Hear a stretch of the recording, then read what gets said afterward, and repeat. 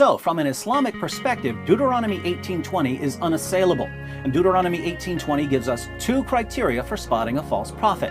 If someone speaks in the names of other gods, he's a false prophet. If he delivers a false revelation, he's a false prophet. Interestingly, Muhammad did both when he delivered the infamous Satanic Verses.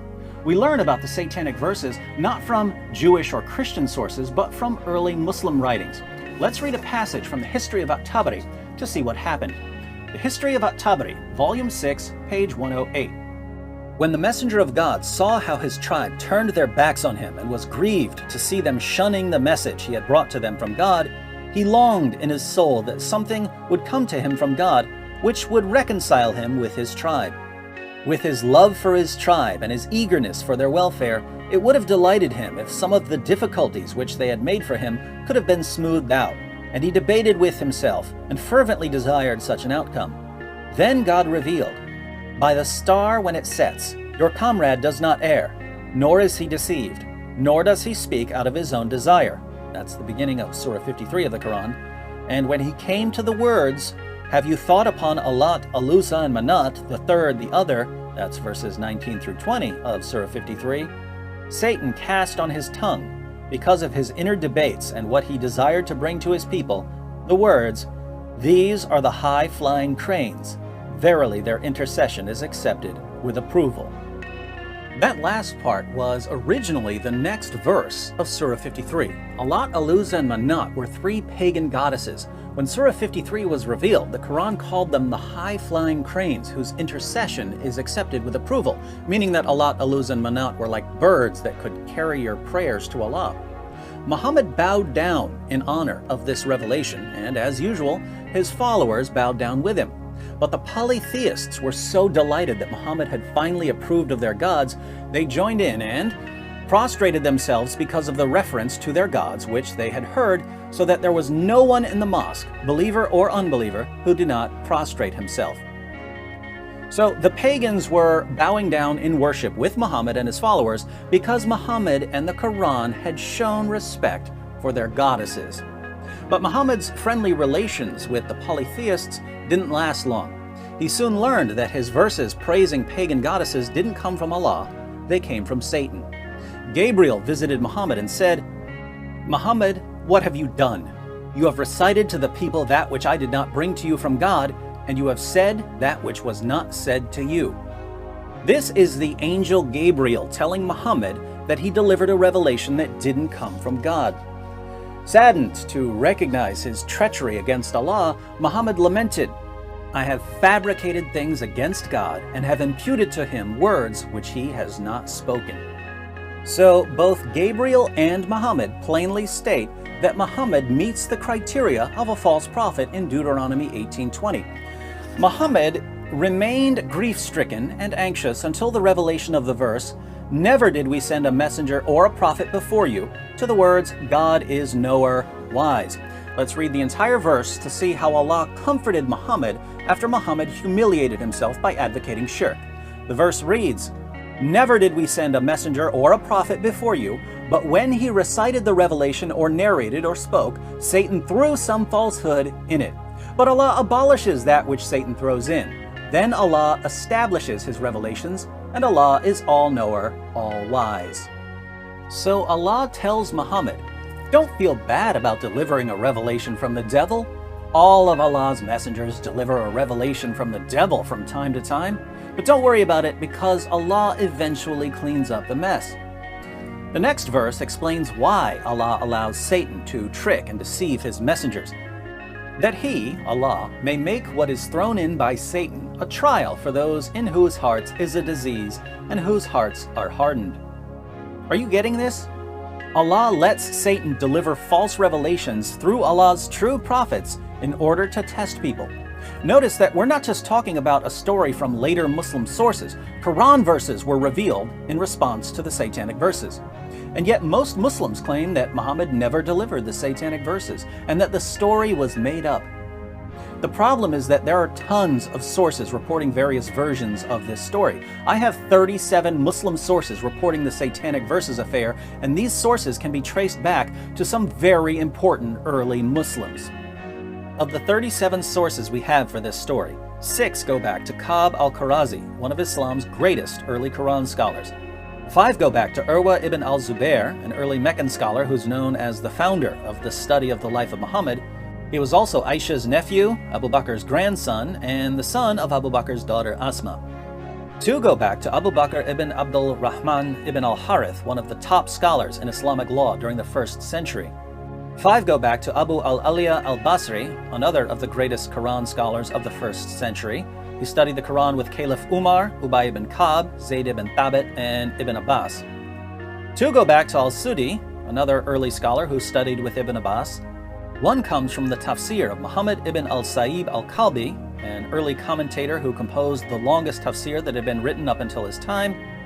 4 reports go back to Qatada ibn Diama, one of Islam's greatest early commentators. 1 goes back to al-Dahak ibn Muzahim al-Balki, a 1st century expert in tafsir. 1 goes back to Ikramah, a slave of Ibn Abbas and an expert on the life of Muhammad. We have 6 reports that go back to Ibn Abbas himself, the founder of Quran studies. And we have several that go back to Sa'id ibn Jubair, one of the leading Quran scholars of his time and one of the top students of Ibn Abbas. Some of Ibn Abbas's narratives go through Sa'id ibn Jubair. So this story is all over the early Muslim community. How did so many Muslim scholars get this completely wrong? As a general rule, if you're going to make up stories about your prophet, you're going to make up positive stories. You're going to make up stories about him performing miracles or something. You're not going to make up stories about him delivering revelations from the devil. The only way Muslim historians would have recorded such an embarrassing story is that they knew it was true and couldn't deny it. And we can see how embarrassing it was to Muslims because as time goes on, the story gets watered down more and more. The earliest versions of the story say that Muhammad delivered the Satanic Verses. Later versions say that Satan simply imitated Muhammad's voice so that people thought Muhammad delivered the Satanic Verses. So Muslims were embarrassed by the story, but the earliest writers just couldn't avoid it. By the time we get to the major hadith collections, centuries after Muhammad, Muslims were actively removing embarrassing material from their records. What's interesting is that even the hadith compilers kept parts of the story that they liked while ignoring the part about Muhammad delivering revelations from Satan. For instance, in Sahih al-Bukhari 4862, we read, narrated Ibn Abbas, the Prophet performed a prostration when he finished reciting Surat An-Najm, Surah 53, which contained the Satanic Verses when Muhammad revealed it, and all the Muslims and al-Mushrikun, polytheists, pagans, idolaters, and disbelievers in the oneness of Allah and in His Messenger Muhammad, and jinn, and human beings prostrated along with him. Wow, why would pagans and idolaters bow down when Muhammad finished reciting a surah? Bukhari adds a heading suggesting it's because Surah 53 concludes with a verse that says, so fall you down in prostration to Allah and worship Him alone. Alone isn't in the Arabic. But why would pagans and idolaters who rejected Muhammad bow down in response to a Quranic verse telling them to bow down? It doesn't make sense. They didn't believe in Muhammad's revelations. So why did they bow down? Well, we know from Muslim sources that came long before Bukhari exactly why they bowed down. They bowed down because Muhammad showed reverence for their gods. They bowed down in honor of Muhammad promoting polytheism. Later, he changed it so that it affirms monotheism. Bukhari likes the part about the pagans and idolaters bowing down when they heard the Quran, but he doesn't like the part about why they bowed down. So he keeps the part he likes and rejects the part he doesn't like. This is exactly what Muslims do today. History is like a buffet to many Muslims. If you like something, you take it. If you don't like something, you leave it. Think about this. Muhammad delivers a surah promoting polytheism. Then he changes it so that it only promotes monotheism. Then Muslim historians record what happened. Then later Muslim historians water down the story. Then still later Muslim historians erase the story. And Muslims today insist that the story is just a lie, and they condemn the early Muslims who recorded it because they knew it was true.